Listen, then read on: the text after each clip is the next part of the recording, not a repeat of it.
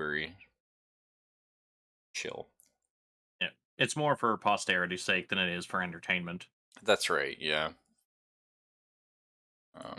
And then hopefully, I think so. Tonight's a late, or sorry, tomorrow night's gonna be like a really long late day for me. But after that, I think we've cleared out all our our doings, if you will.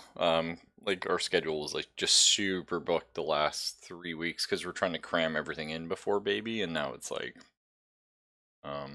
we're just in the home stretch. So we've done everything, we've seen everyone, and we're just waiting.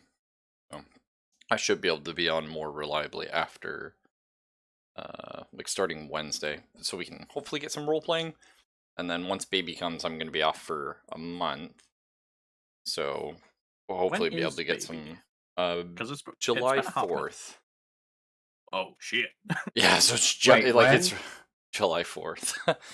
Mine's July 6th. Oh, really? Oh, okay. Six. And my younger brother is July 12th. Well, it's very unlikely it'll be on the 4th because it's never Go on for the the due 6th. date. Yeah, so you never know. It could be on Rudy's birthday. That's kind of cool. Mr. Goes for Cancer the over 5th just to spite you. That would be funny. Still, that'd be funny. That would be. Oh, well, I'll certainly let you know anyway. Okay, so we begin in Duskfall. Specifically, we're in Crow's Foot, but just to set the setting real quick, Blades in the Dark has an incredible setting, incredible in the fact that it was designed entirely around. It very much feels like a GM that was like, okay, so I want everyone to be trapped in the city. Okay, so I need a wall around the city, and everyone's like, well, why is there a wall? Why can't I get out? And they're like, fucking ghosts. So a lot of the stuff doesn't have a hard answer, and so we are kind of left to interpret and write the world and the lore and the narrative however we see fit. So if you ever come up to like, oh, why does this work this way, or how do these parts of the world interact together, feel free to just tell me what you think, as opposed to like, Blades in the Dark really gives players a lot of power. Like, I would not say almost too much, because I think that's a bad way of looking at it, but it gives the players a ton of power in writing the story. All of you have many tools in your kit to rewrite things that have sort of happened, or to fight back against bad rolls. So you're really encouraged to push your characters and to take charge of the story. And so if you're like, okay, for example, well, we have two whispers, and they're going to interact with things in some pretty fun ways. We may try some of that out tonight. But there's a lot of fuckery and ghost shit going on. Quick summation. At some point, the sun blew up or died or otherwise. The apocalypse has already happened. That was many, many years ago. Ghosts are everywhere. And the longer ghosts are alive, the more... I'm not sure if it's like mean/cruel, disconnected kind of thing, but they do get extremely... They get like a loathing towards the living, and they go insane because So they lose their humanity. Yes, I think that's a very good way of putting it. Essentially, the gates of the underworld or whatever are also fucked. Happened sometime when the sun went. Not sure how they're related. Maybe your characters could figure that out. But So these creatures that have been dead for a while and can't pass on eventually start to go crazy. Dark Souls. Yeah. Oh, yeah. Okay. Yes. Very exact same kind of idea. And so the problem is ghosts are a huge issue in Duskfall. Now, normally, I wasn't even thinking of mentioning this too much. Just kind of keep the ghosts and stuff in the background. They're very much important to the setting. Everyone is terrified of ghosts. One of the major mechanics of the game revolves around dealing with ghosts. But because we have two whispers, we're jumping headfirst into weird. So let's talk about ghosts. When someone dies, you have anywhere from 24 to 48 hours to dispose of the body in an ancient practice that is essentially boiling them alive. Well, not alive, but boiling the body, and therefore the ghost that's attempting to come out in ectoplasm. Nobody really knows how these people do it, but what is known in Duskfall by pretty much everyone is there is the crematorium, and there's one, and that's where all the bodies have to be burned. And upon anyone dying anywhere, doesn't matter where you die, but when somebody dies, there is a signal that is sent out through the, I don't know if you want to call it the other side, but through like the ghostly realm that triggers bells throughout Duskfall. And a bell will ring at the crematorium, and a bell will ring at the corpse. And anytime anyone dies. And so there will be a loud, so if you kill somebody, there's going to be a huge like dong go off at the crematorium, and one right at the body. That's why and you grab the body and you fucking run. And people are going to start looking, and then the crows descend. Now the crows are a gang, so it's maybe a little confusing, but there are also crows all throughout Duskfall that work with the crematorium. They have some connection to the people that deal with the bodies. And these crows start flocking and circling and trying to find the corpse. So, try not to kill people. It tends to bring heat down on you. But if you do have to kill someone, or if somebody gets killed on accident, and maybe you're just in the area doing something else, know a timer is on. And again, since we have 2 whispers, could be kind of fun. You guys might be able to buy us some more time or play around with that a little bit. Or buy us less time. Yes, and the idea is hopefully all the ghosts are outside Duskfall, but the reality is there are a lot of people that have died within Duskfall and their bodies haven't been got to in that period. And there are some mean and nasty spirits. Rudy's character in particular has dealt with at least one devil, and they're not devils in this universe are not super rigidly defined. They're basically just a powerful entity. What each one is, nobody knows, but they're out there, and occasionally they contact people, or people make contact with them, and they have much power. So we'll just talk the mechanics super fast, which is the boring stuff, and then we'll jump right in the action. Mechanically, all you're rolling is d6. 1 for every skill you have in something. So if you want to make like a tuning roll, we have 2 whispers, that'll probably come up quite a bit. You would just roll whatever your level in attune is. Let's pull up my good friend Kelsier here. Is it Kelsier? You said it right. Okay, cool. So you They both have 2 in it because whisper. So you have 2 in attune. So you would roll 2d6 if you made an attune roll. Wait, it's 2? I thought it was 3. No, it's sorry. If it's unskilled, so if you have skill of 0, you roll 2d6 and you take the lowest number. Oh, if you have a skill of 1, you roll 1. 2, you roll 2. I must have missed that part, because what I thought it was any roll was 1d6, and then you get an extra per point. That's what I thought it was. No, well, actually, hang on. It'll say right here. It's number 6 equal to their action rating. No, yeah. So a 0 is 2d6, take the lowest. A 1 is a 1, a 2 is a 2, a 3 is a 3, etc. You usually, Oh boy. Yeah, you can get up to 4. There are a lot of ways, and the thing is, you need a 6 for a success. A 4 or 5 is a partial success, just like when we played Cult, so that one's not too bad for folks.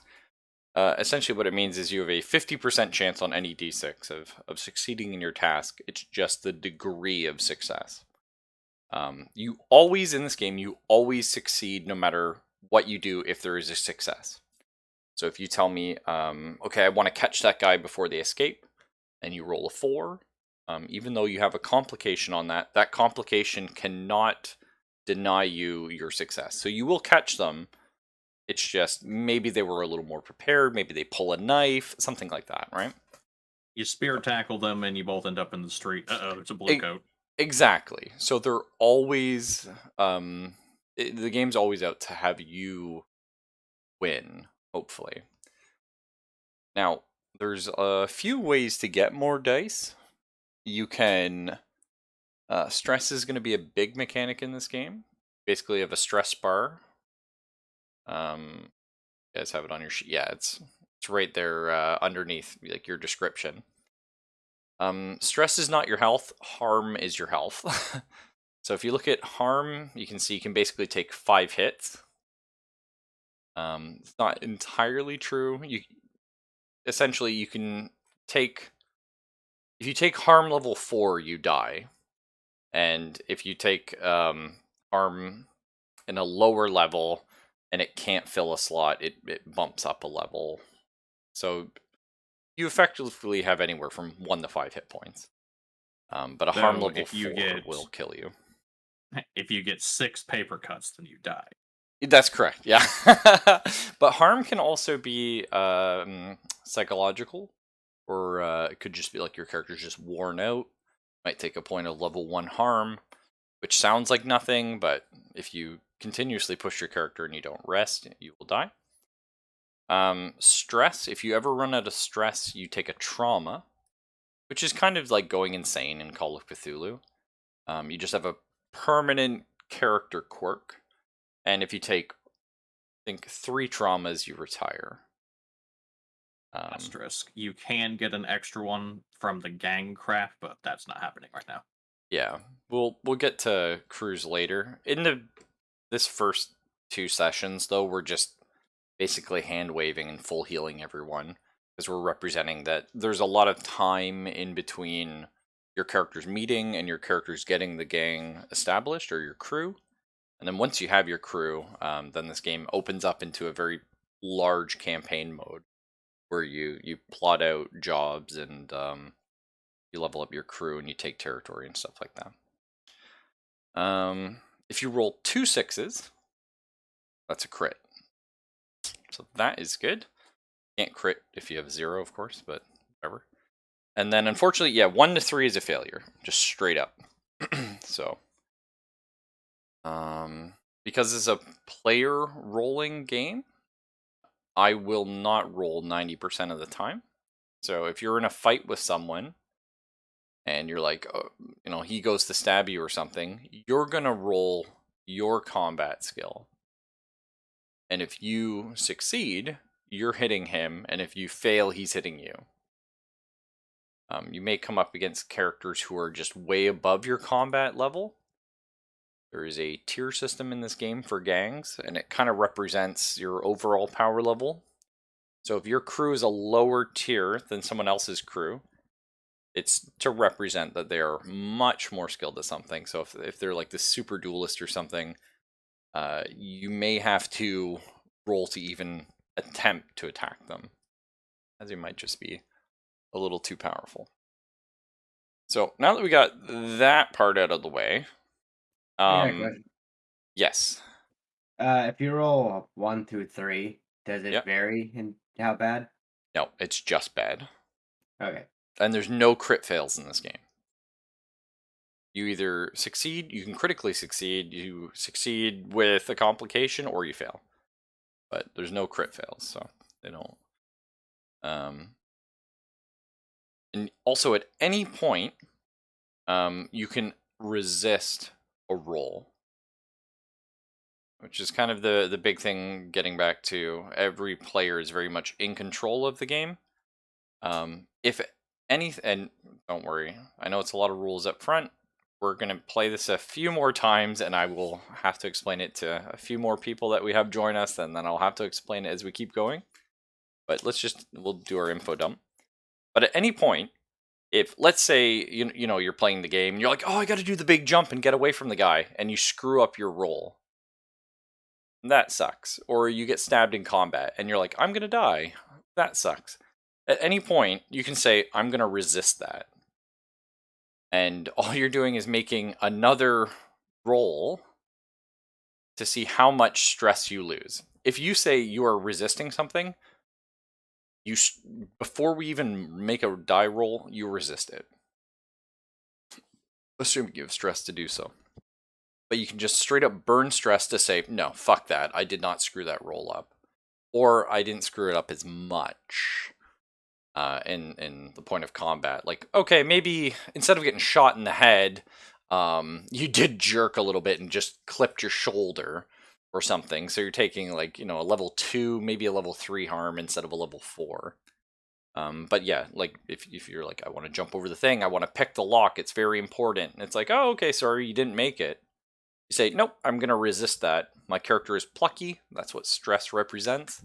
Basically, you are all hardened criminals. You are all very tense, and you're just sort of using your built-in cunning and trying to overcome things. So how a resistance roll works is if everyone opens their character sheet. We're going to use resolve because I know we have... yeah, let's just use resolve right now. So let's say a ghost appears, because that would be a resolve roll. Basically, insight, kind of intellect, prowess, probably like physical, resolve, mental, like spiritual, that kind of stuff. But you go to resist a roll, like a ghost appears and scares the shit out of you, and you're like, you know what, I don't want to fail my SAN roll, essentially. I don't want to be scared by the ghost in this scene. I don't want to take extra stress or lock up. So you're like, okay, I'm going to resist that. You count the amount of dots in the far left-hand column of resolve. So you can look at that as every point you have in a different skill. So if you had 1 in attune, 1 in command, 1 in consort, that's 3. Right now, Origami's character, for example, he only has 2 points in attune, so his character has a resolve of 1. There are ways to increase that later, don't worry about it. But you roll that many d6, you take the highest die, and then you lose 6 stress minus whatever die you rolled. So, for an example, Origami...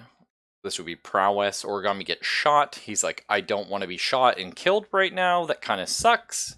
I'm going to roll to resist. That is my prowess. So he takes 6 stress minus, and actually he has a prowess of 2, so he'd roll 2d6, sorry. And then he would take the highest die, which is 4. 6 minus 4, he loses 2 stress. You can use stress for a bunch of other things. My favorite is a teammate can spend 1 stress to give you +1 to a roll. +1 die, rather. You can also do a flashback at any point, which I think is one of the coolest mechanics. Because this game, unlike most games, like if you do a heist or something, you scope out the building, you learn about the dungeon, you spend probably a few hours at the shop or planning to bring the right item so that when you get there, you have everything you need. And then when you don't have something, you're just like, well, this fucking sucks. Blades in the Dark hand waves all that. You actually do 0 prep. You make a few dice rolls at the start of a score to figure out how everything went beforehand. And then when you're in the scene, at any point, you can say, I'm going to have a flashback. And you go like Ocean's 11 style. And you spend usually 1 point of stress, maybe 2 if you're trying a crazy thing. And then your character by themselves acts out a scene before now, setting things up. As an example, let's say you're trying to kill a guy for somebody. you have a target to hit, and he escapes and he's running and you're on the rooftops and you can't catch him in time, and you're like, okay, hang on. You're just like, actually, last night I snuck up here and I hid a rifle on this rooftop. And then you just act out that scene and then maybe make a die roll to see how successful you were with it.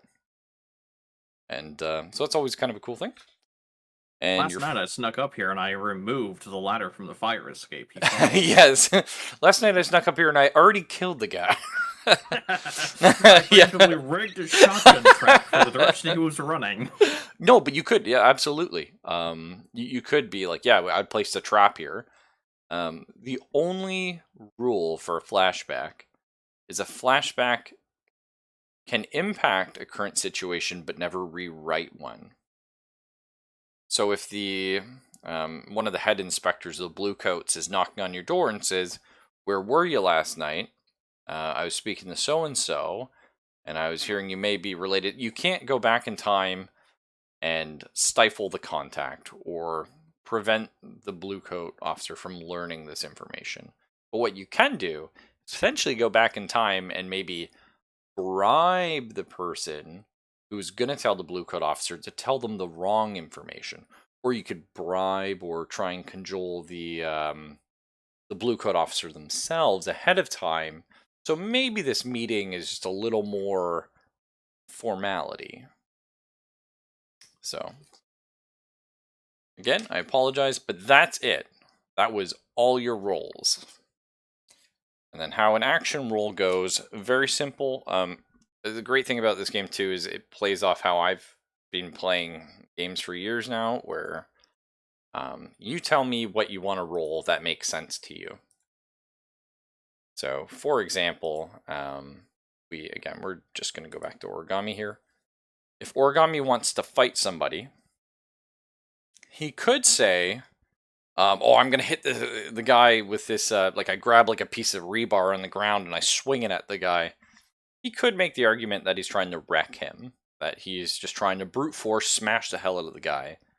But maybe he's like, okay, I don't have any points in wreck, so this is going to be a skirmish. So I grab the rebar and I use it like a spear and I prod and I dance around, like sort of jabbing into him.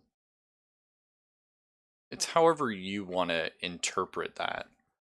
You know, do you want to make a hunt roll to find a clue instead of like studying or surveying for it?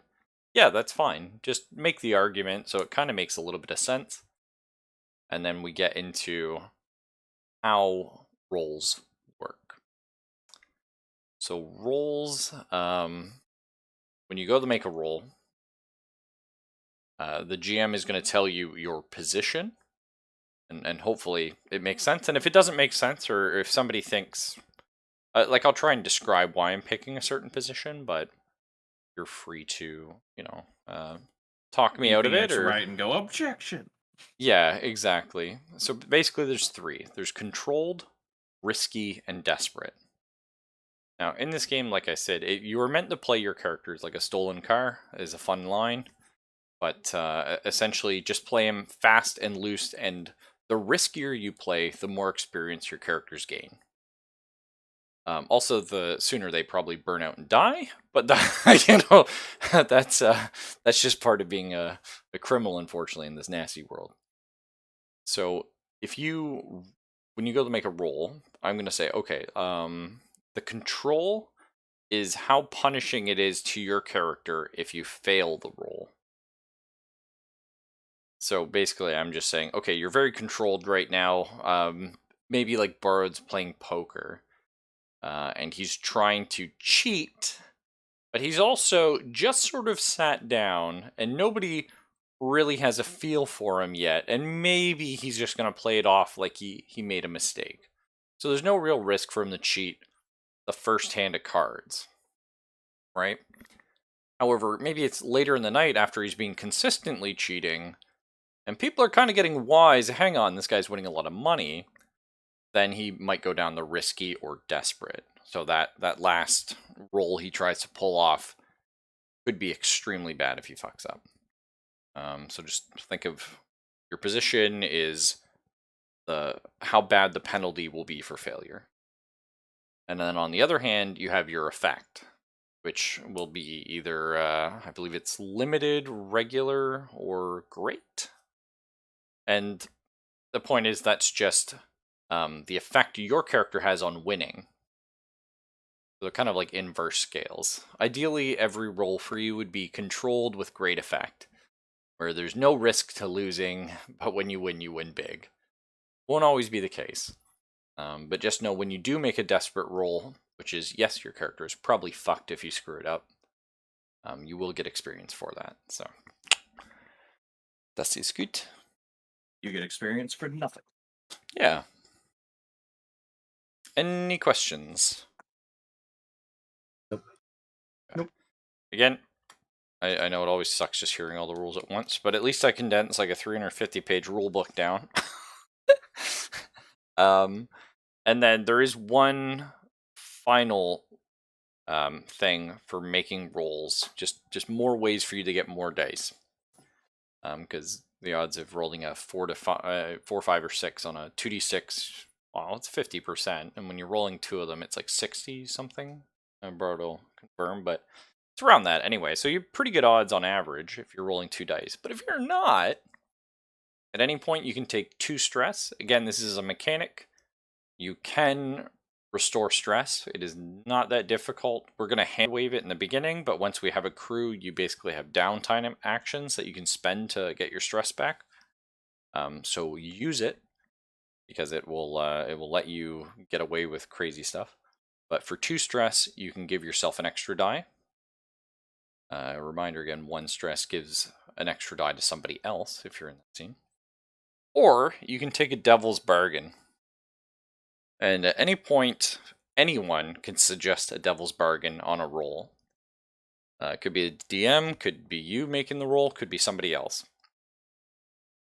A devil's bargain is basically an extra penalty. Doesn't matter if you succeed or fail. So it could be like, okay, I really want to kill this guy, like with the sniper shot, so I'm going to take the devil's bargain. Maybe that's just your gun breaks after that shot. So you have one really good chance, but you will not get a second one. That's not too bad. It could be maybe losing a little bit of like reputation with a faction, right? Like you're in a room, you've got the one guy on the inside, and you're like, okay, I know I'm gonna burn bridges here, but I know, like, I'm gonna say this guy's gonna have my back when I do whatever. So, but yeah, devil's bargain. It's just if you want extra dice, you can pay for them, but it costs you whether you win or lose the roll. Then tonight it's gonna be just a pretty short. We're gonna make a few rolls. We're gonna learn a little bit about our characters in the world we're in, and we'll go from there. Without further ado, sorry for the long-winded stuff. But we're in Crowsfoot, in Duskful. It's pitch black. Crackling of electroplasmic energy just echoes through the streets. A dim hum in some areas, louder in others, as they try and light up in this sort of palish, little bit blue light. And at this point you see, if we were doing like the camera shot down, we have 2 blue coats. Blue coats are the faction, sort of like the police officers of this world. And Coppers. yeah, the coppers. That's right. You can call them whatever you like. But 2 blue coats are dragging someone who's sort of half propped up down some stairs and into one of their many holding facilities.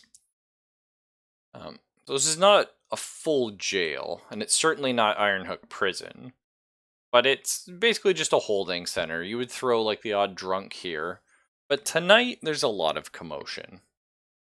And as this person's dragged down these stairs and through the hallway, some words are exchanged. Maybe you're half conscious, maybe you're full conscious.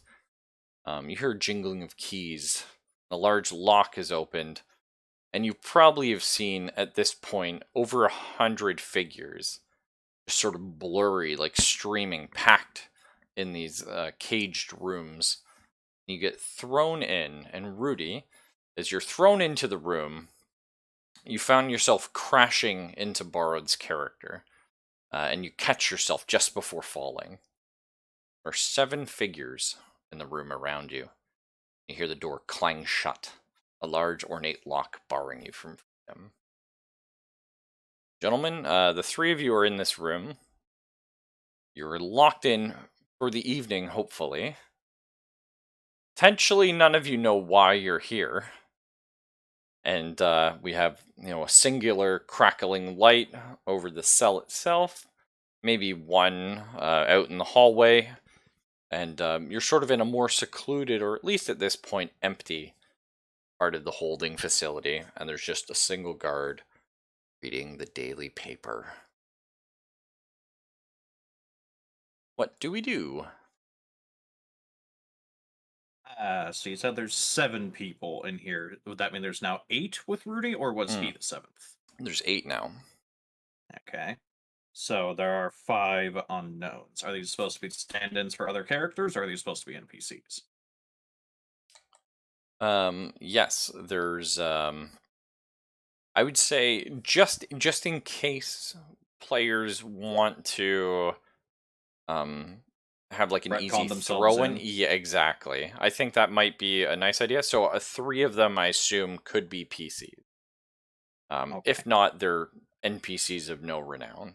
Just citizens, you will never see them again. Okay. Unless someone flashbacks to say they did, which would be cool. But continue.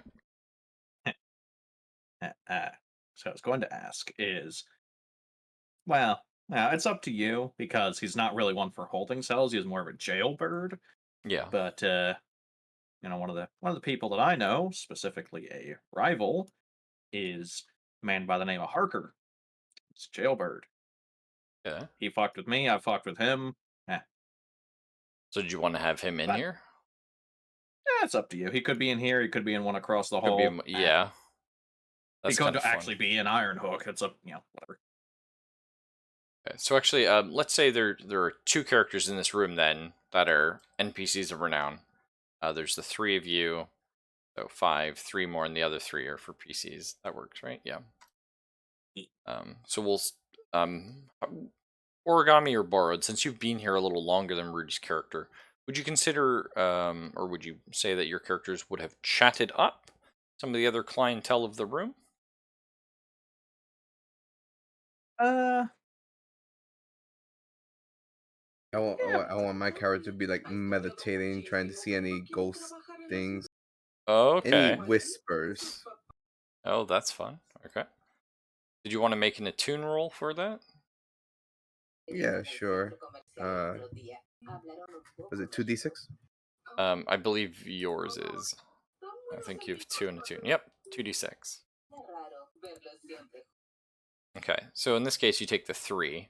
So you do fail, but I didn't mention it, but I'm supposed to before every roll. This is a very controlled roll. There's basically nothing to lose. Your character is just meditating, and the effect is kind of limited. There's probably not a whole lot going on in the holding cell, but you never know.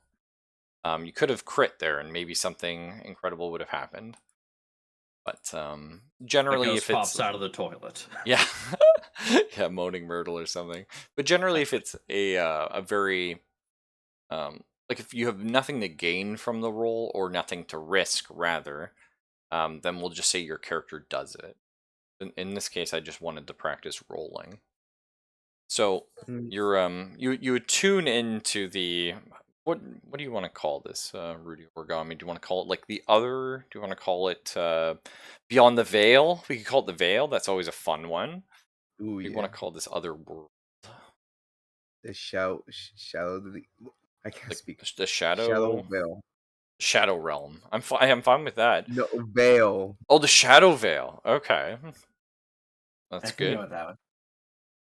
So you peer beyond the Shadow Veil, looking for anything, and the Shadow Veil, this realm, is happening at the same time. It's essentially like another reality within this reality, but maybe time is a little weird in it. Maybe sensory stuff is a little weird. So Origami, you pick up a din, and with your eyes closed there, you can see the lines of the electrical tubing pumping ectoplasmic energy into the lights. And you feel a hum above you, a red burning sensation. There was some item upstairs that has been used to kill someone recently.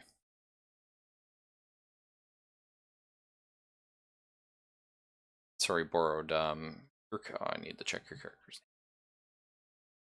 Galen.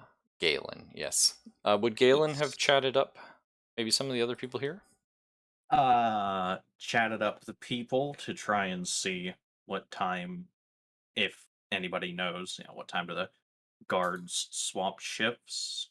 Okay, that's fun. What time does food get delivered? Just what seems like, inane chit chat. Okay. Because So, I'm trying to get a guard close enough that I can finger the key off his belt.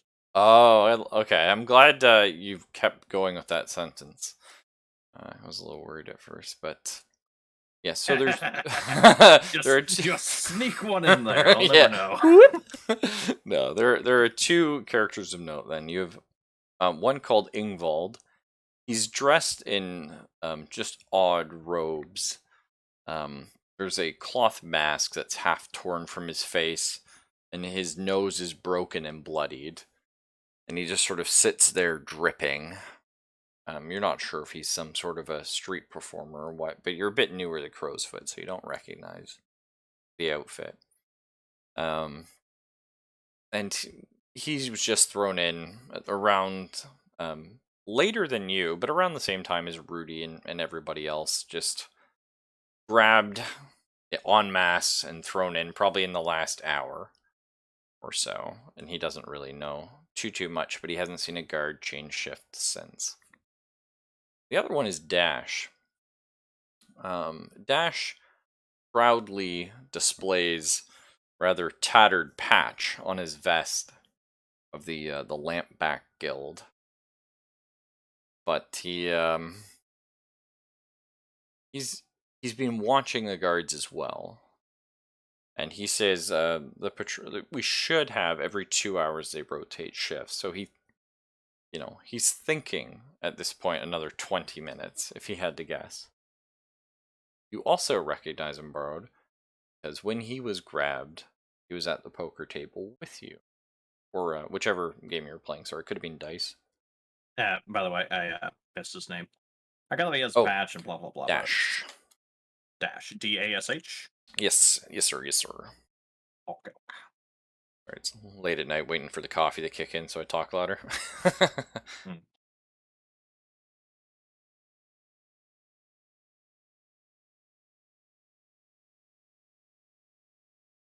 Does anybody else have something they would like to do?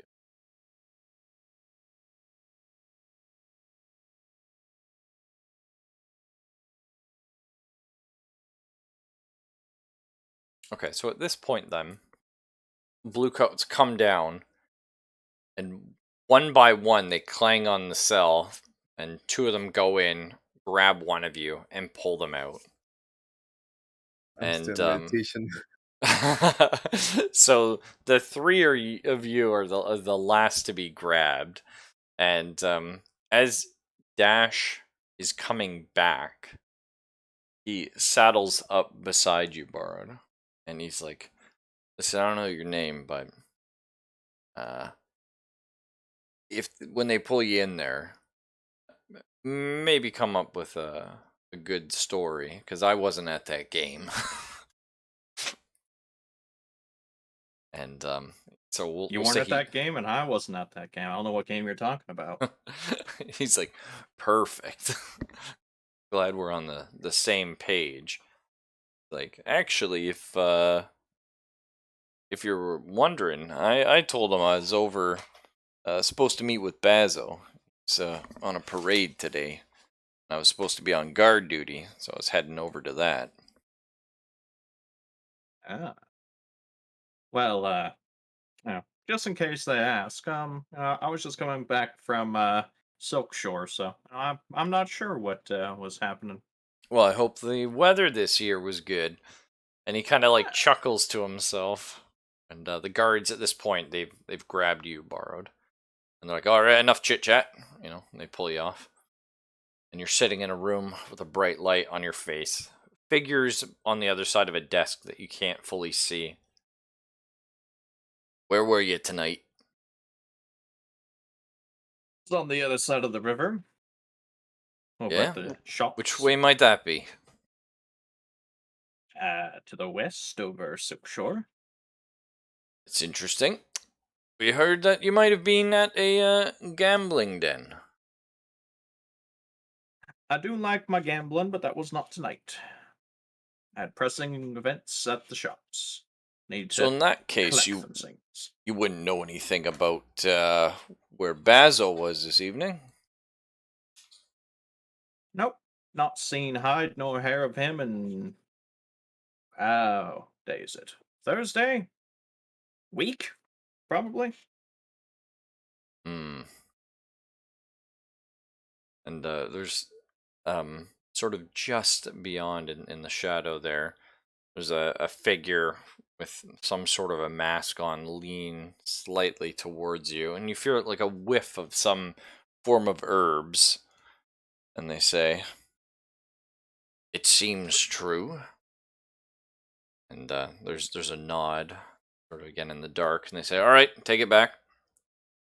Before they grab me and take me away, I'm gonna look at Mr. Masked Figure, and I'm just gonna Oh. straight ask him, do I know you? Oh, that's fun. Would you? I don't know. Do you think you would? I'm totally fine with Depends you. on how many times I've been hauled into these sorts of places. Yeah, that's fair. I'm gonna say that. Yeah, maybe they do. They do recognize you, and somehow through the mask, through the darkness, you sense something. You almost like you hear maybe like the facial muscles just slightly in this dark, quiet room, just slightly crinkle. I've never seen you before. Just gonna kind of look at him because, know that he's lying and just, if you say so. Ah, see, that's fun. Okay, so you head back off, and Rudy, you're now being pulled in. Where were you tonight?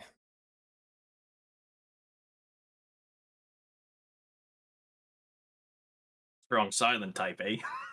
Yeah. Okay. Ah, I see. Rough 'em up. We got ways of making you talk. Out comes the fucking electrostatic stun baton powered by Leviathan bullshit. Yes, yes. But where were you tonight, Rudy? Or rather, where are you telling the Bluecoats you were?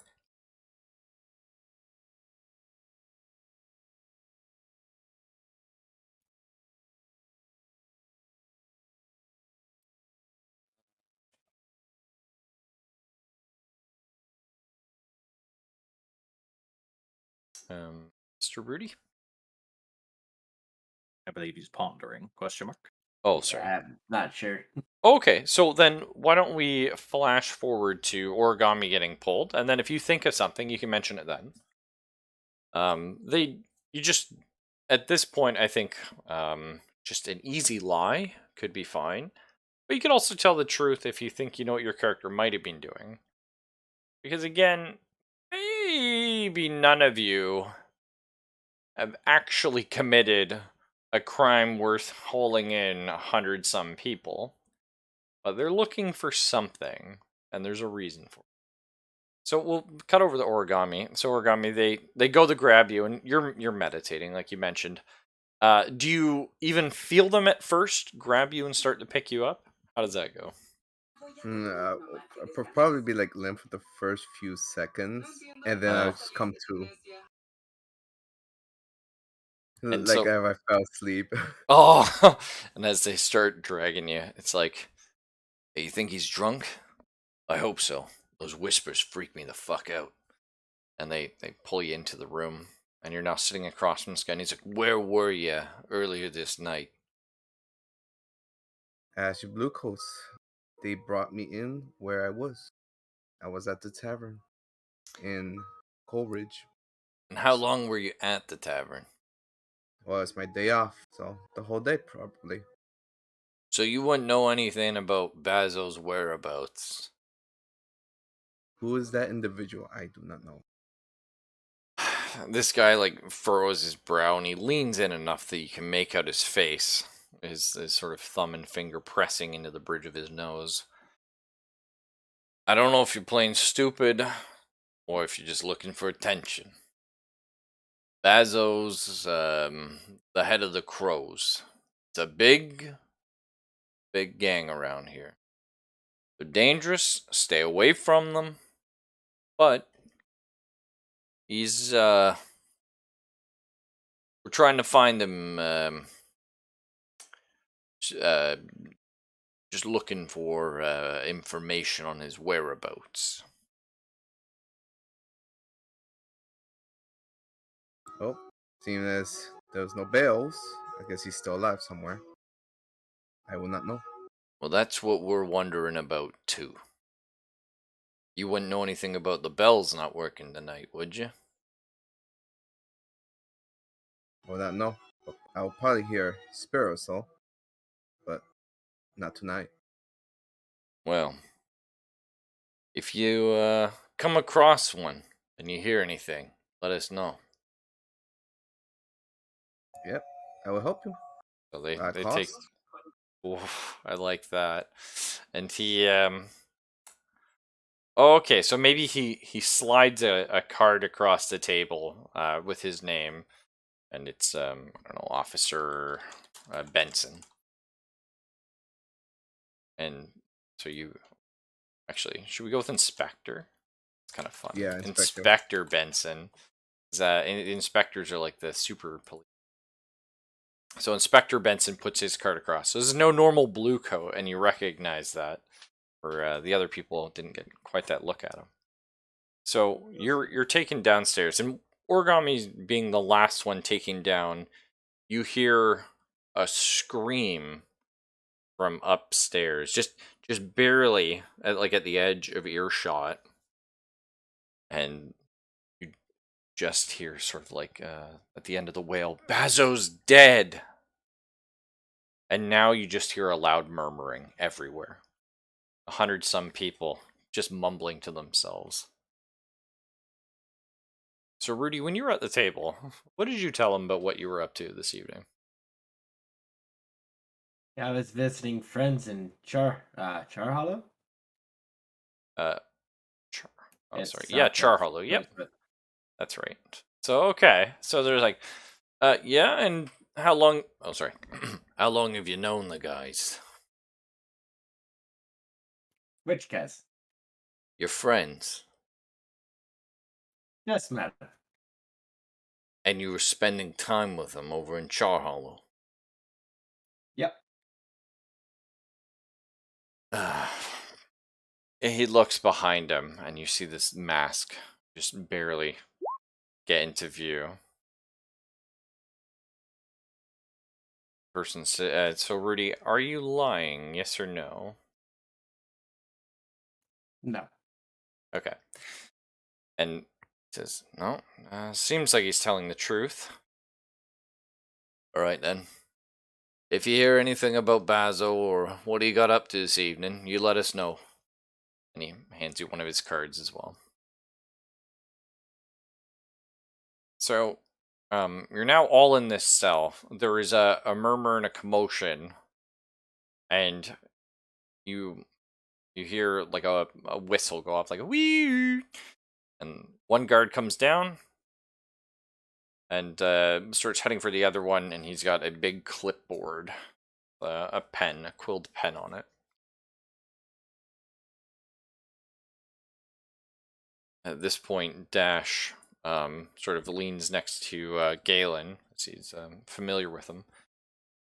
He says, "Hey, I don't suppose you got any tricks for getting out of here? Because maybe I'd rather not have my name on that paper saying I was at or not at a gambling den. Definitely, maybe not trying to cheat the crows. So I may or may not have a way out of here. Depends on if you may or may not have a way to get that guard to come talk to us first. yeah, I think I can manage that. What's the plan? Simple. If we get keys, we don't need to be here when they come talking. All right, all right. You think you can pull that off? I think I can try. Only we had some damn whisper that could mess around with the lights or something. He's like, all right, here I go. So he heads over, and this guard, it looks like it may have been for a shift change, but the clipboard does look quite impressive. And he comes up and he says to the other guard, and he's like, all right, just hang around 5 minutes. I'm just gonna do a quick skim of these guys here, get some names down and general information, and you can pop up. He's like, yeah, all right. So the guard starts writing things down. He's like, all right, somebody step up and tell me, your name, where you live, what you're up to this evening. Just probably so they can confirm the stories. And Dash, you see him put on a fake limp, and he kind of pulls his leg over towards the bars, and he starts banging on it. He goes, "I can't hear you. I'm half deaf from my job with the lampbacks." He puts on a bit of an accent there, and the guard just makes an exasperated expression. It's like, fine. And they go over and they have a bit of a talk, and Dash has sort of convinced them to get quite close to his ear. And when he does that, I'm going to attempt, obviously, because there's no guarantee for shit, but I'm going to attempt to fish hook hanging on his belt. The Oh, okay. loop, key loop, Also, whatever you want to call it. fuck, I apologize. I misread my notes. I just would Oh, like to take everyone back. No, everything is good so far, except like a major plot point that I'm glad I caught. I have not Bazo, is who I was supposed to ask you all about. I'm gonna ask you about Rorik, who's gone missing and dead. Is actually okay, what so Bazo is fine. Bazo's fine. Thank you for mentioning that, Borrowed. Because yes, I'd planned on Bazo. Bazo's fine, but Rorik is dead. And we can say Bazo has come up and everyone's aware of Bazo because Dash was probably talking about Bazo, mumbling to himself like, "Oh, Bazo's gonna fucking kill me if he finds out." That, you know what I mean? Something Yeah. like that. So Uh, Bazo's cool. Bazo, fine. Okay, so just to further try and help my cause, Mhm. even though it's literally the first role of the campaign, I Yep. don't fucking care. I'm going to push myself just Mhm. so I can have a third die to really try and grab this fucking set of keys. Okay. Yep. So go ahead and give me your what role are you using there? I would say finesse No, I like it. Yep. because, misdirection, sleight of hand, pick a pocket. Well, in this case, Yes. stop picking a pocket's even easier. I'm just taking a loop off of his belt. Yes. Okay, I like that. Give me a Uh, finesse roll. So I'm gonna go ahead and say we're probably talking about again with the position being your penalty. I think being caught here, you're already in jail. So this is probably like a risky thing, but maybe not desperate. And okay. your success obviously it's very high right now because you're getting the keys and that's what you want. Yeah. So plus, yeah. So not that would be. I don't have the option to Oh, sorry. Input a bonus. Yeah, you When I might. click on finesse, it only gives me the option to pick my Oh, I whatever see. position. Yeah. Odd. That is Okay, kind fine. of. Fuck it. I'll just do it through the dice roller. Yeah, or you could do that and then roll an extra d6 That's true. just to represent the. At least that way too. It always helps us keep track of what is someone's skill and what is someone's other effects.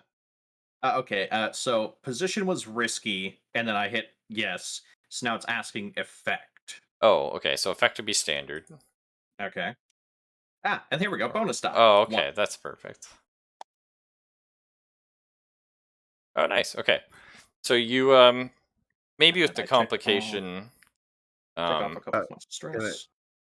sorry? I want to do something like I was stretching and bar like trip on my foot or something. Oh, oh, that's kind of fun. So he like stumbled and almost got seen. But no, I'm Oh, good. you know what? Maybe that's how I accidentally got my hand on the key. I stumbled and my arm went through the bar. Oh, that's fun. Okay, and so I'm Okay, gonna that say was fun. our penalty here, because again it's a bit risky. So you didn't fail. I'm gonna say your penalty is one of the other people in the room saw you do this. The Ingvold character. But I will also say that Origami would, of course, probably have seen it unless he was meditating again. I was probably stretching out of meditation and I just saw like it happen, but I'm like more about like helping you up. Okay, like it. Yeah, as I'm being helped up, the set of keys just conveniently disappeared up my sleeve. I don't know where it went. Nice. Perfect. So a little bit later, the guard steps back and he's like, "Oh, don't get too close," you know. He steps back. He chats with everyone and gets all their names and he asks you all your addresses. You are all, of course, free to lie on this. It's not like he's gonna know until he gets back upstairs and checks with the office. So who is lying about their identity on the sheet? Uh, Question before I start answering that: has the Mhm. other guard left yet? The other guard has just left, and Okay, he the is other now guard sitting is on the solo chair with the one light in the hallway. okay. So he's just like sitting there and he's talking at us from like the middle of the room. Yeah. Okay. I am going to. The best I can see would be, not. And it wouldn't be a consort because we're not friends. So I guess sway Okay. the Yeah. guard, and uh. So okay. So which one did I steal the keys from? The one that left or the one that's here? The one that's here. Okay. So you stole his keys. Has he went and talked to the cell across the way yet? No, but he can. Did you Okay. want him to go Because talk to the cell across the way? what I was thinking is while he talks to them and like he comes over to get our names, then like when he's on his way over to us, I can be like, "Do you know, it's one of those guys lifted your keys?" Oh, So he that's turns fun. back around, and I have a millisecond to open up our cell. That's super fun. Okay. So he does. He talks to the other group people. He's coming back to the desk. You say that you don't have to roll. Because that he would just reach down and be like, "What the fuck?" But the question is, are you going to roll to quickly open the door and act upon him, or are you going to roll to really convince him to do something? Uh, do I see anybody that would essentially match the description of like a cutter in the other cell? Okay. Yeah, you probably do see like a really beef, rough and tumble guy. All right. So when he turns back around, can I, wave something to try and get the cutter's attention? Okay. Yep.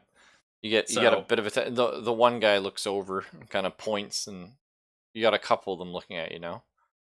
okay, reach in my sleeve, pull out the thing of keys, not like literally shake it so it jingles, but hold it Yeah. up Yeah, I like it. and then make the like, fist into palm motion and point at the guard.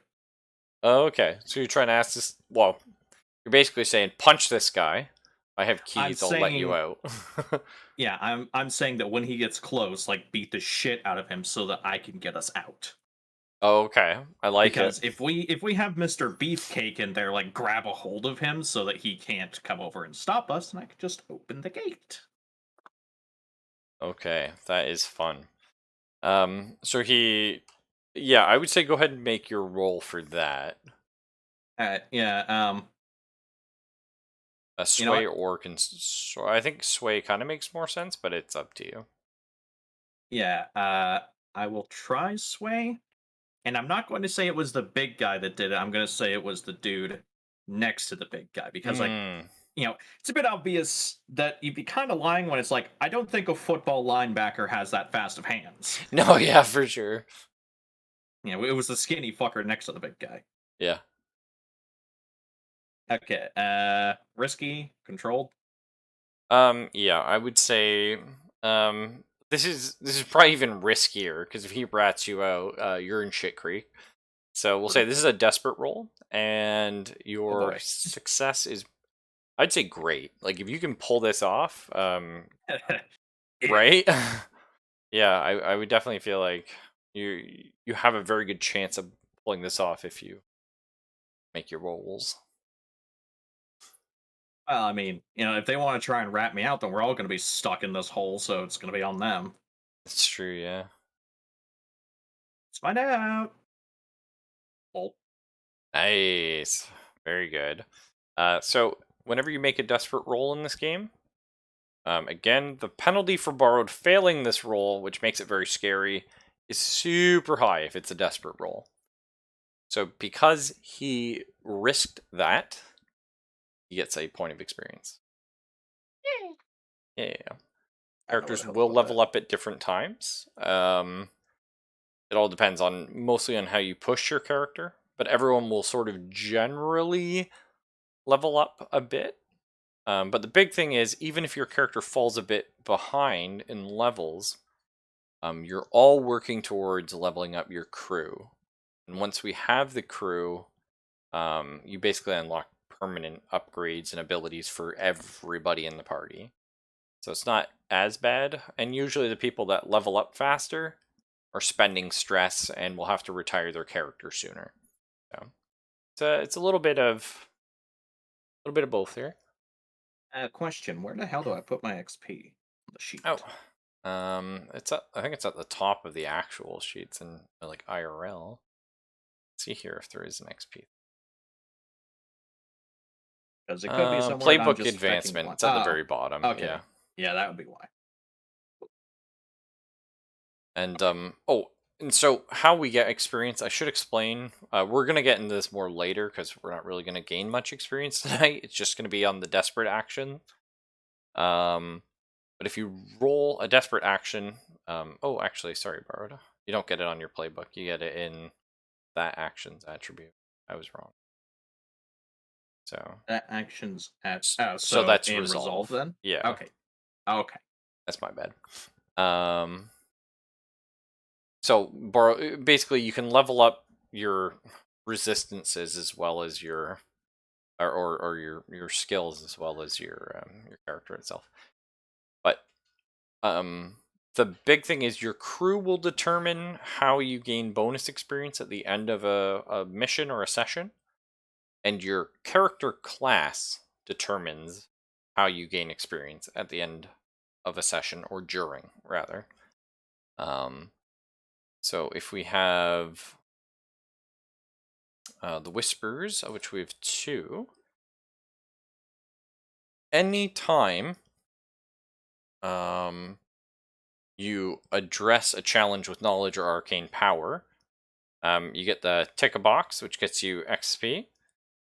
Or tick it twice to get you more XP if you do it a shitload of times. And then if you're expressing, that's for everybody though, expressing your beliefs, drives, heritage, background, or struggling with issues from vices or traumas. But the big one is if you're a whisper, anytime you work with knowledge or arcane power, so origami technically, you could probably tick a box on that because you made an attune roll today. So that is 1 XP you've got. And to mark that, you go at the very bottom of your sheet. And it's playbook advancement. Sticky. And, I mean, Borrowed, you would have done yours, which is address a challenge with deception or influence. Definitely have decepted people. So wait, so I do tick something on Yeah, playbook? you can tick it for that one there. Okay. You addressed a challenge with deception. Yeah. Cool. So yeah, you convince the guy, and basically as soon as the guard gets close, this huge guy reaches out, grabs the scruff of his like his collar on his coat, and pulls so hard the guard's head gets forced in between the bars. And you start seeing him bleeding, and the guard just starts howling. Well, time to G, T, F, and O. Yep. So at this point, Dash is like, hurry up and open the fucking door. My hand is already through the bars, clackety clackety. Yep. Click, click, click. Doors open. Shwing, swings open. And the big guy's like, hey, get over here. Yeah, run over there, undo that one. Is there any other cells in here? Set of 2, set of 4? Yeah, we'll say there's 2 more at the back. Okay, I'll undo those ones too. Oh, so we got like a riot flooding out of here. And I will make sure that I'm in the middle of the group so that I don't get tackled off the front or the back. I like it. So we'll say between the 4 cells, probably about 40 people. There's a shitload about 10 of a pop, people. yeah. Yeah. They So pulled in 100 people and 40 of them were all booking it back out the front door. You don't have enough manpower to stop that. Yeah, exactly. So Origami and Rudy, are you also making a mad dash out of here? Yep, I'm gonna be in the middle of the pack too. Stick with the crowd. I like it. I probably So- see everyone rushing out, and I'm just Oregano's half awake. He's like, the fuck's going on? Oh, the door's open. yeah, doors open and see like the guard like bleeding out on the fucking floor. Like, well, better help him before he dies.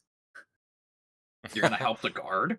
Yeah, he's basically unconscious, bleeding out from his forehead. He's not Yeah. unconscious. He's he's howling screaming. in pain. His Yeah. head got pulled between the bars. Oh, I'm gonna help him. Well, Okay. well, everyone's like far away. Okay. So everyone I'm not- else no. is long gone, and you're just pulling this officer out, right? Yeah, I'm just leisurely making my way towards it and just helping him out. Okay. Real quick, just kind of a yes or no thing. Did that guard have a satchel or a fanny pack or anything like that I could have snatched off him? I don't give a fuck what's in it. Just something I could have stolen just for a bit of extra salt in the wound on the way out. Yeah, for sure. I'll say he had like a little pouch, and you grab it, and maybe it's like just full of like a tobacco or something. Yeah, that's pretty much what I was gonna say. Like, I don't care if it's just got a couple of cigarettes in it.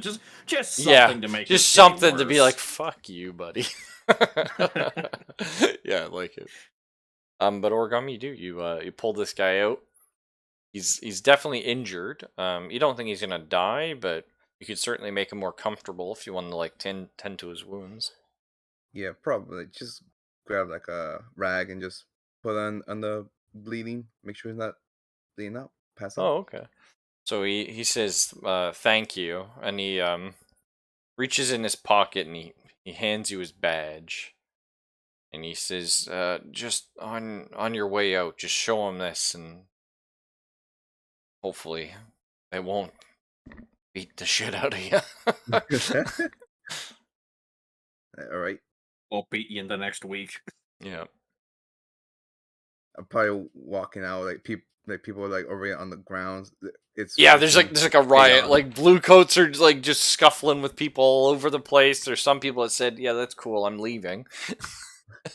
I think Borrowed's in that group.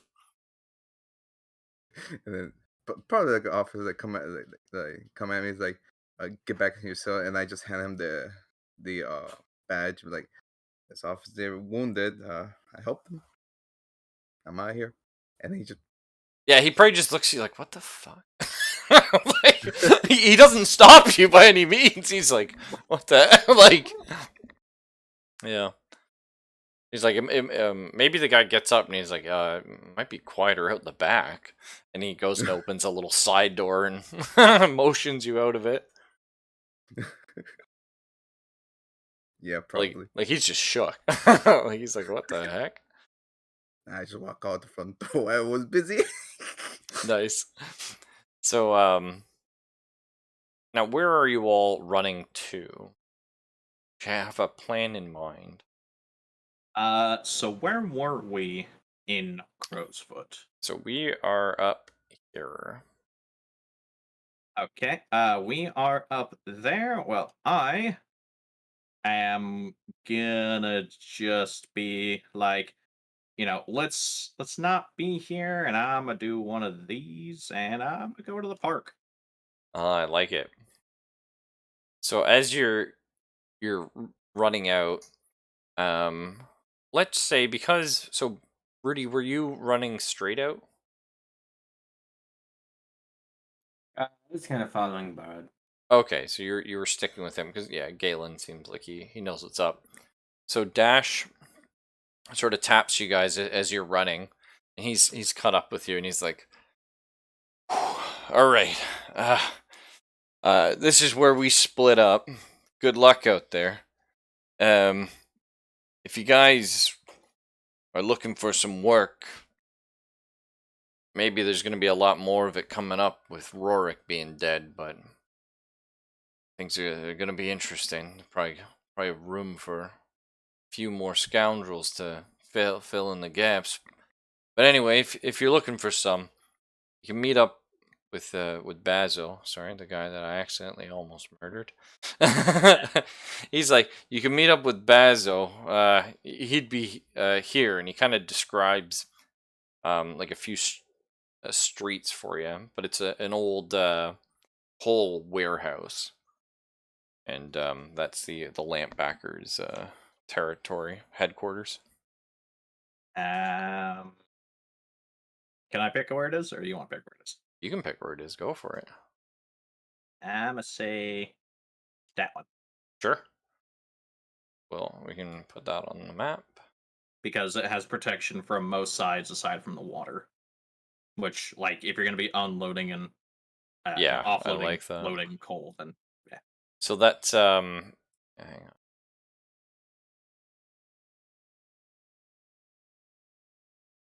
Here. Just trying to drop that. Okay. Oh, you bitch. Why is it like this? Whatever, I'll put it there. We'll know. We'll just remember. Sorry. Before we part ways with Dash, I'll just take the set of keys back out and be like, "You think Bazzo would be interested in this? If not, the night market will be." Oh, that's fun. So Dash goes, yeah, I reckon the Lampbackers could use something like that. Well, tell Bazzo I'll be around tomorrow. All right, I'll do that. And actually, as you do,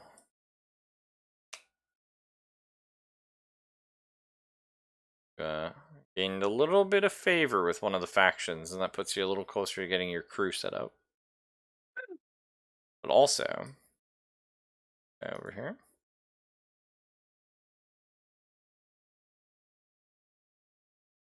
It takes a second to name these damn things.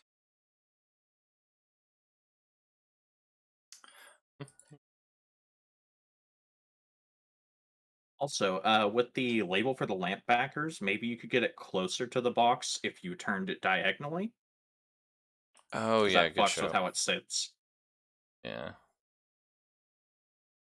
Whoa. No. It's always scary. Undo, redo, fuck. I know. Fix. Probably make more sense actually to have it this way and put it on the water a bit. Yeah. Yeah, I think that's chill, right? Yeah, that's good. Cool, cool, Now I'm cool. in the park. So you guys are in the park. That's excellent. Yeah. You're getting a little bit closer to setting up a crew now. Origami, would you have just caught the tail end of them running away? Like, would you know where they went? I just saw people scattered, but I will go to the park where it's peace and quiet, so I could, ask some local spirits if they know a thing or two. Oh, If that's they, fun. if they know Thing or any, two about who was that random asshole in the prison. Or not prison, Hmm. jail. yeah, what they were screaming about. Okay. So you're also in the park, and I'll say you maybe Dash is sort of pressed up against a building and smoking a cigarette or a pipe of something. Maybe you recognize the herbs and they're somewhat questionable in nature. And Mhm. he looks over at you and he's like, "Oh, you were there too. Uh, well, anyway, we might be looking for a little more muscle. I don't know what it is you do, but you seem to have those blue coats freaked out. So, want to come I over?" forgot. I forgot a lot of people. I'm a Yeah. whisper. He probably looks at you. He may not even really know what the term means, but he says, "Yeah, all right. Well, here's our HQ. We'll plan on being there tomorrow." Mm. I give him a nod, and I thank him. I'll continue on my way to the park. So you might notice Rudy and sorry, Galen. His character is Eyes something. Kelsier. That's right, Lost Eyes. So you might notice the two of them. What would you guys be doing? Sitting on a bench, looking inconspicuous? I would be sitting on a bench smoking the guards' cigarettes. Oh, I love that. Okay. Oh, I just go up to Bar's character because I don't know his name. Hmm. I probably heard it, but so many people there, like I That's don't know, right. Yeah, keep yeah. track. And I just apologize for making him trip earlier.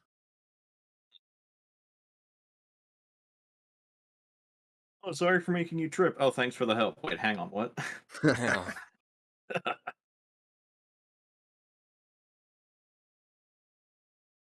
And I asked him, does he know what they were talking about? The yelling and everything.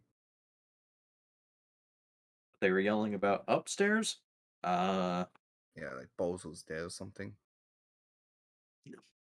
Rorik. Oh, it's is dead. Rorik. Sorry, that was my mistake, Origami. Bazo's the guy who you've been invited to meet. Yeah, Rorik's dead. He's the one that I wanted to know if anybody saw him. Hmm. Uh, and then I think you can gather what the rest of the screaming was about. Now, Origami's character may not know who Rorik is. Origami, Nope. I mean, you don't. So you could always just be like, "Oh, so who's Rorik?" Because pretty much the three of you, now the three of you might not know this, but you're all newer to Crow's Foot. Maybe you were just passing through and today was a bad day, or maybe some of you have made it a more permanent residence, but this is where our campaign's basically going to start. It's just a little mini bit in Crow's Foot, and then you can spread out as you guys like.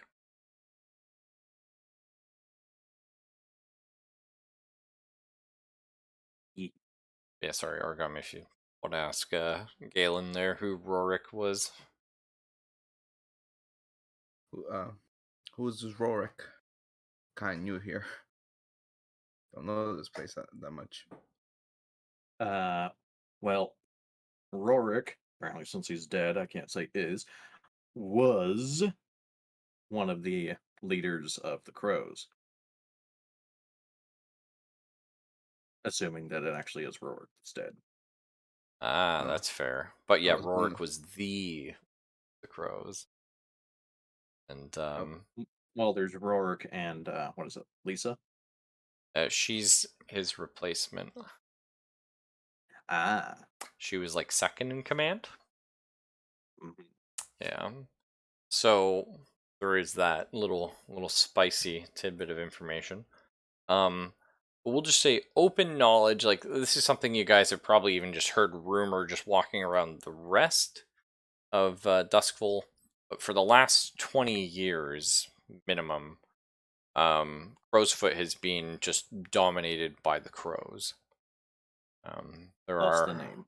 yeah, there are a few gangs there. But when Rorik came into power,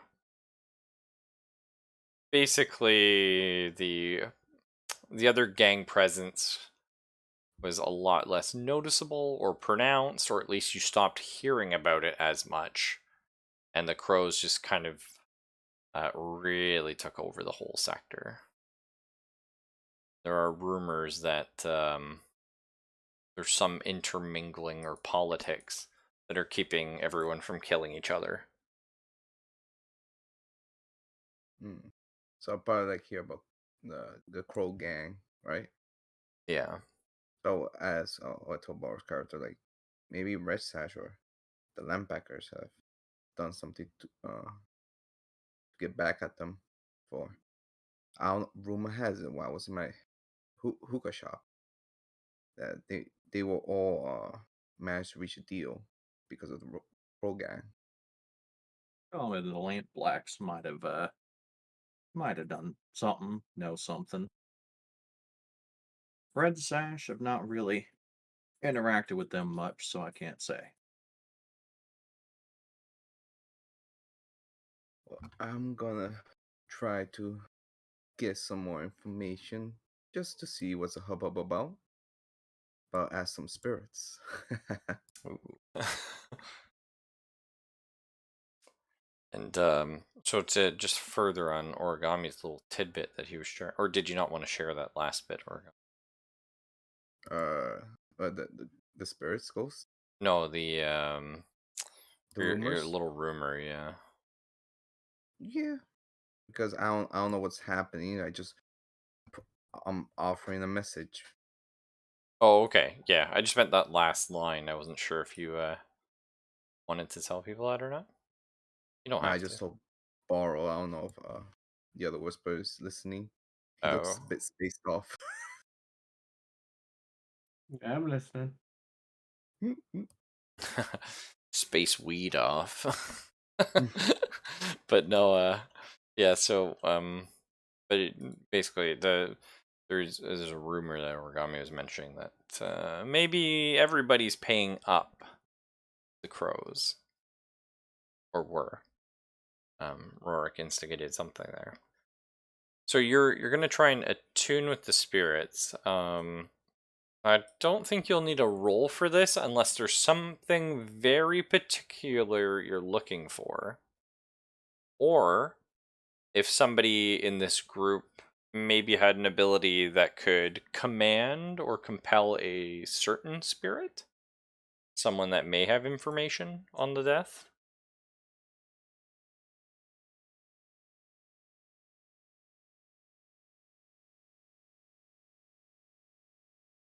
May I just call on upon my friend? Who's Oh so yes. supposed like was it Nearix? Nyrix, yeah. Yeah. Yeah. Well, I was just thinking because Origami is able to, or sorry, Rudy's character is able to command um, like a ghost. You summon one. Yep. Your character is free to bring a ghost, or at least try and whisper out to him. He may not be in the area. But so, Yep. what did you want to ask Nyrix then? Any well, I was about to say new blood, but they were technically dead blood. Oh, I like that. Okay, so you're asking if there are any new, yes, new dead bloods out there. That's fun. Okay, give me an attune roll for that. We'll say your position is extremely controlled. That's not a problem. And the effect is moderate, standard. Standard. Yep. Bonus dice. To 0? Yeah, it would be 0 unless you want to push yourself for No. some reason. Okay, so you don't. You basically you reach beyond the shadow veil and you sense something odd, but you're not quite sure what, and your connection just isn't reaching Nurix. And normally you could just call out to him. He could at least say a line back. So not only my power's a bit funky today, the bell didn't ring at all. Something's fuckery afoot. Now, Rudy, how versed is your character, or Origami, rather, but either of you, how versed are you in the death system, like the bells and the crematorium? Is this something one of your characters would be very knowledgeable on, or maybe you've tried to avoid those people because you handle the ghost fields and such differently? I probably know about it, but I don't handle the dead. I handle the spirits. Okay. I think maybe Rudy, your I do character. have 2 in study. I could like accidentally stumble across a bit. Yeah, I like that. And this is your background there. It's academic scholar for the ghost Yeah. fields. So that'd be perfect. So if you do that, because that ties back to your heritage or your background, you can put an XP on your sheet. Scroll to the very bottom, you can mark an XP. And then if you scroll back up, you can click on study. And this is going to be the same as origami. It's going to be controlled for your position. And the effect will be standard.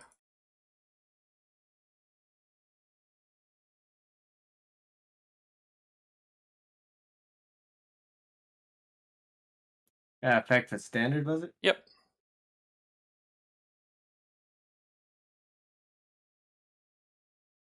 Ah, okay. So you do unfortunately fail that one. Now, this is something we were talking about before where you could resist that. Anyone at any point, if they have a role, even as silly as just how much knowledge do I have, how much studying have I done, you could attempt to resist that role. It just costs you stress, but since we're going to reset stress at the beginning of next session, be a new Sure. thing to practice. So if you you're going to go to your attributes there, and you see your resolve, you're going to click that. Because you have a tune and consort, you actually have 2 resolve, which is kind of nice.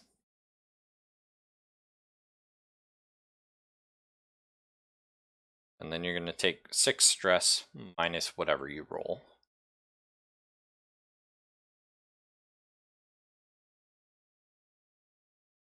Oh, I like that bard, yeah. I'm sorry, one more time. Oh, sorry.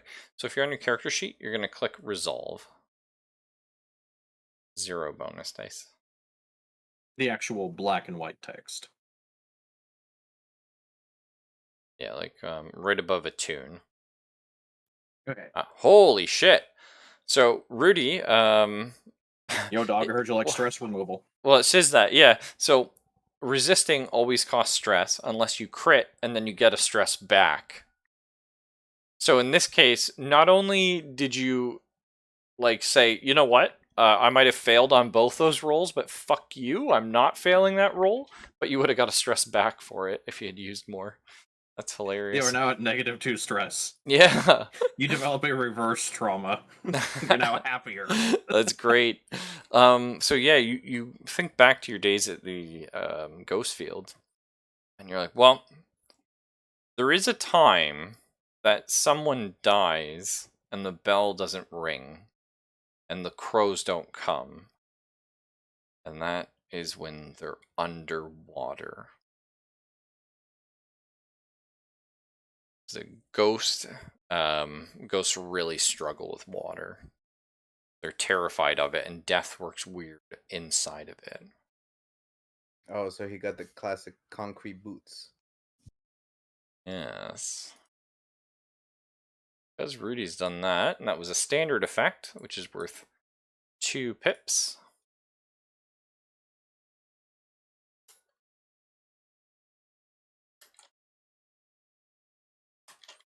Sorry, is Bazo? It's ZSO, right? Yes, even though the S is silent, but yes. Bazo. Yeah.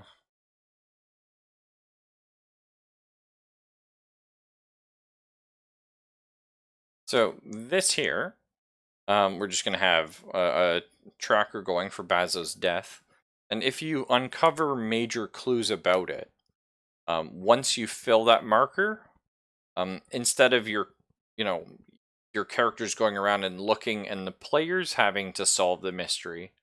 Wait, If you're Basil's not dead. It's Rorik. Oh, fucking fucker. I fucking should have known I had that backwards. It's Alright. stuck in our heads now. It's stuck in our heads, it's fine. We'll just have to kill Bazo. No, please don't. Maybe not yet. It's fine. Nobody will notice. Oh, wait. Everybody noticed. Everyone noticed.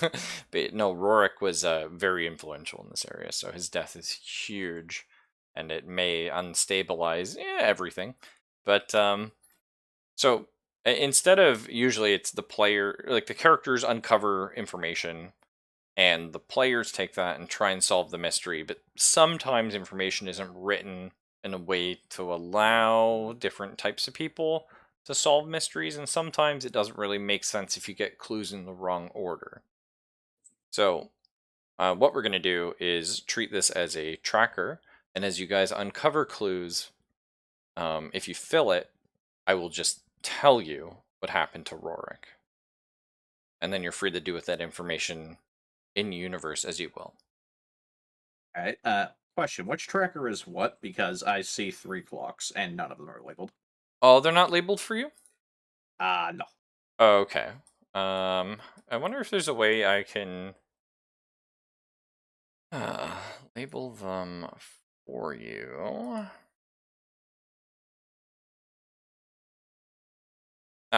Does this help? Yes. Sorry. Okay. I have to mark it as you can see it instead of just edit it. Which is actually kind of cool. I guess I can make it so you can't edit it. Is it still there if I do that? Yep. I can Okay. see. Okay, that way nobody accidentally...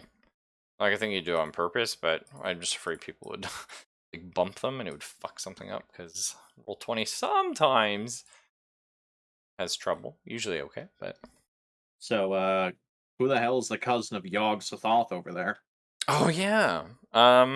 So that ticked up shortly after the jailbreak. Maybe there was an event in the jail that led to that ticking. We may never know. We may have trackers on the board that don't affect your crew at all, but might affect the greater campaign. So, as you be aware of factions, faction trackers may go up. We'll have a bunch of trackers as the campaign goes on. Everything from leveling up our crew to taking more turf to maybe showing... Because kind of the nice thing, and I really like this, is at first I was trying to figure out how the trackers would work, like, well. Let's see, if I take a 6, for example. Let me so you guys can see this. But you can do something like this, like guards alerted. And then as you guys make boo-boos in a mission, this can tick up. So it's an easy way for us to track, but more importantly, for you to easily be able to see how close you are to getting discovered, or to have certain things happen, or it could also like just be used as a warning, like, oh, if you guys keep doing this sort of thing, kind of have like a negative quest tracker, and you can have positive ones as well. How close you are to doom. It's kind of nice to keep that sort of around. Oh, But nope. yeah. So anything else we want to ask tonight? So we were just doing our tests, we were learning our roles, maybe getting a little bit on our characters. And next session, we'll start us meeting with Bazo, who's not dead, and asking him, hey, what's up? And maybe having 1 or 2 other people added to the group, and then we'll do an actual mission. go up to him and say, "Hey, I heard he died." I heard you died. No, no, no. That's gonna be Yes, I like heard the. you were dead. No, it wasn't me. Are you sure I heard it was? Let me rewrite the plot real quick. So it's a big plot twist that Rorik has taken over Basil.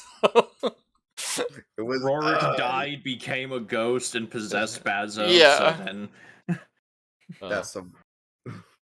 One more thing I'll leave you with if you have nothing else. But so Rudy, because your character, that's a like basically you crit your resolve, which is insane. So for your study, you also remember again that the ghost every 24 it takes 24 or 48 hours to become a ghost. It might take a little longer underwater, so it is possible, unless someone's there at the event, that for the next 3 days no one will find out what happened to Rorik because they'll have no chance to track down a ghost. At that point, it is always possible that someone will find it. But yeah. Probably go back to the police office. Yeah, and just give a little clue to Inspector Benson in return of, writing that I didn't run away from the fucking prison escape. okay. So this isn't exactly metagaming, in my opinion. It's just real world versus in universe. Yep. How deep would you say that these canals are? Oh, they're pretty deep. Yeah. Okay, because a corpse, according to Google, a corpse in warm, shallow water will actually pop back to the surface in 2 or 3 days. But this isn't exactly warm or shallow. If Yeah. it's cold water and if it's like 30 meters deep, they might never come up. So I don't know about 30 meters, but I could say like 15 to 20 at least. But we have to remember there's no sun, so Yeah, I and the don't- water's gonna be cold AF, so it the water's like, gonna be freezing cold. Yeah. yeah, so the corpse just might be down there forever. Until Yeah. somebody accidentally drags it up with a, dredge or something. And I assume a lot of people will probably like drown just from hitting the water and shock hitting them so fast. Yeah. Yeah. So water's probably pretty scary. Don't fall off a boat. Don't do that. Okay, cool. Yep.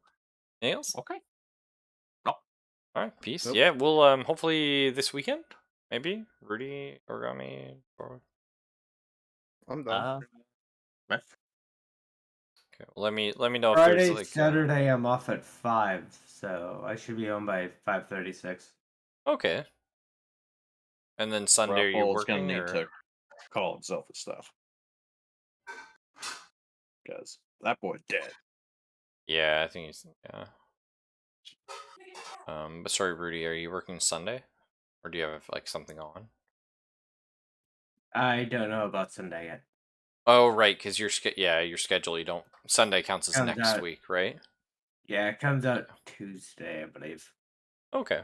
Well, let me know, and we'll pencil Saturday. Peace. Peace.